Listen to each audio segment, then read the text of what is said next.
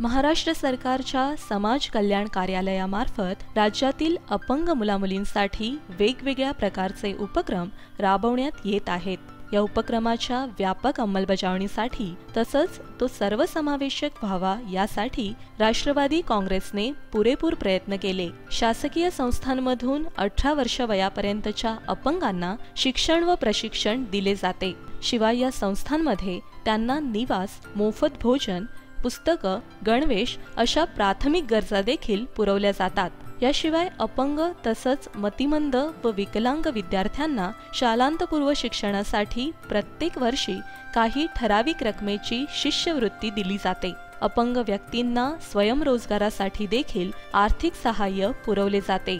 40% किंवा जास्त प्रमाणात अपंग असणाऱ्या व्यक्तींना 3 चाकी सायकल, कृत्रिम अवयव, कुबड्या तसंच कॅलिपर्स, चष्मे, काठ्या, श्रवणयंत्र या गोष्टी समाज कल्याण कार्यालयामार्फत पुरवल्या जातात। ही योजना अपंगांच्या हक्काचा आधार ठरली आहे।